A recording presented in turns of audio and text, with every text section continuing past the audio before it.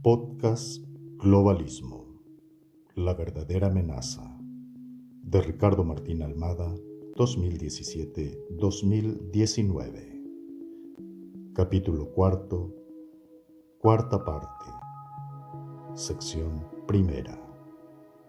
Del absolutismo monárquico al absolutismo bancario. Influencia de la banca sionista Rothschild en la historia. Voz en off, Miguel Yegros. Sean todos bienvenidos. El Congreso de Viena. En la parte anterior vimos la influencia Rothschild durante las guerras napoleónicas. Con ellas comenzaron la tradición de financiar ambos bandos de las guerras y generaron en Europa un caos tal que se necesitaba una solución inmediata y un reordenamiento territorial que evitase futuras guerras. Esto nos recuerda a la estrategia que Noam Chomsky bautizó como problema, reacción, solución.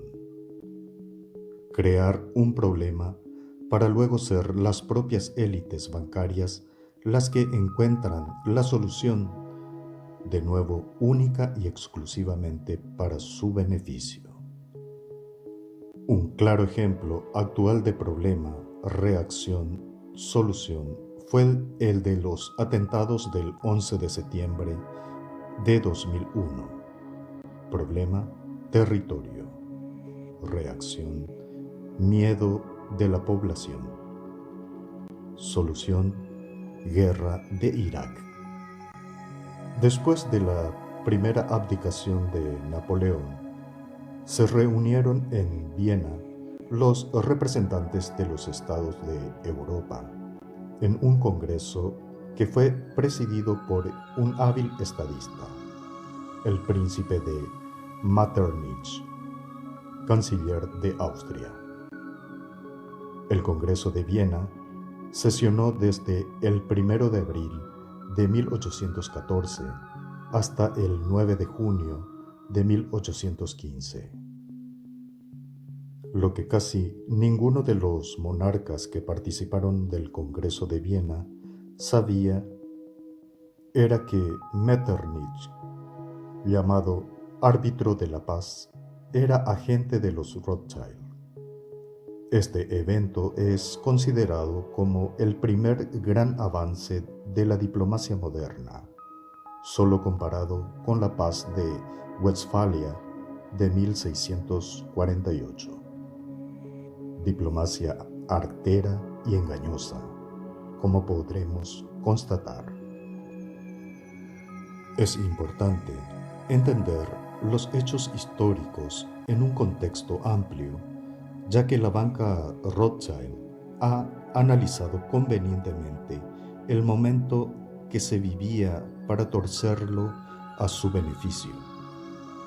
El descontento con las monarquías era evidente, y tal vez un sistema que estaba destinado a fracasar con el tiempo. Pero ciertamente, los Rothschild aceleraron este proceso y organizaron eventos que fueron delineando el mapa del mundo en beneficio de los intereses de sus bancos.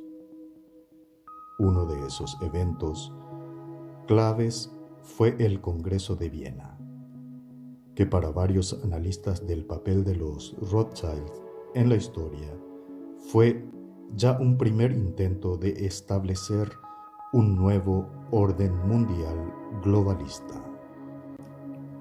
Hasta cierto punto, lograron su objetivo, ya que se produjeron gigantes cambios en las fronteras europeas. Por otro lado, los tesoros que antes eran administrados por las casas reales pasaron al poder de los bancos Rothschild, gracias al endeudamiento producido por los enfrentamientos con Bonaparte, situación que sigue hasta hoy día. El autor Andrew Hitchcock nos señala que La razón de este Congreso de Viena es que los Rothschild quieren crear una forma de gobierno mundial que les asegure el control político sobre la gran parte del mundo civilizado.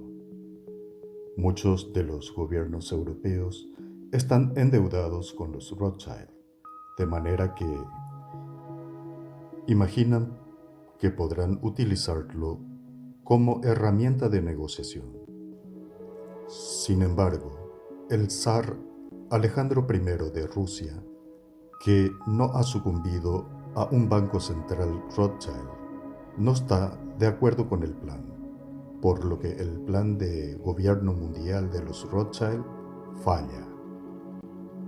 Enfurecido por ello, Nathan Mayer Rothschild jura que algún día él o sus descendientes destruirán a toda la familia y los descendientes del zar Alejandro I.